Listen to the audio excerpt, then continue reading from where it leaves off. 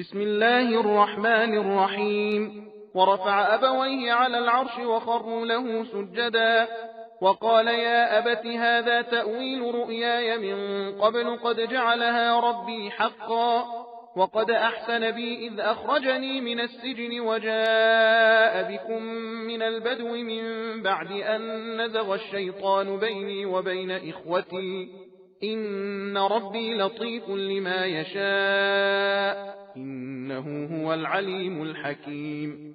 رب قد آتيتني من الملك وعلمتني من تأويل الأحاديث فاطر السماوات والأرض أنت ولي في الدنيا والآخرة توفني مسلما وألحقني بالصالحين.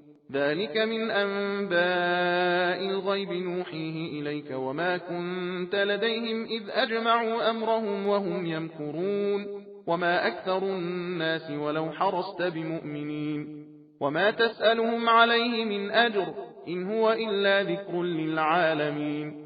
وكأين من آية في السماوات والأرض يمرون عليها وهم عنها معرضون وما يؤمن أكثرهم بالله إلا وهم مشركون.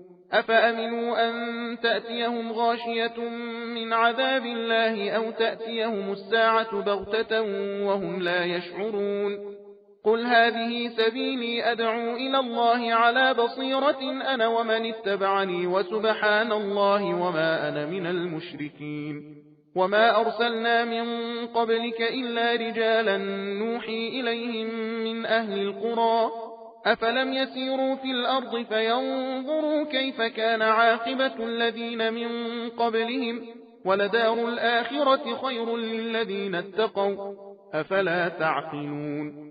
حتى إذا استيأس الرسل وظنوا أنهم قد كذبوا جاءهم نصرنا فنجي من نشاء ولا يرد بأسنا عن القوم المجرمين.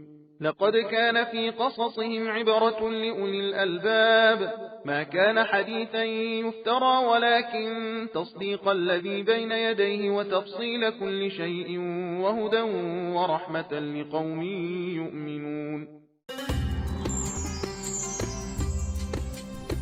सबील कुरान हिदायत का रास्ता।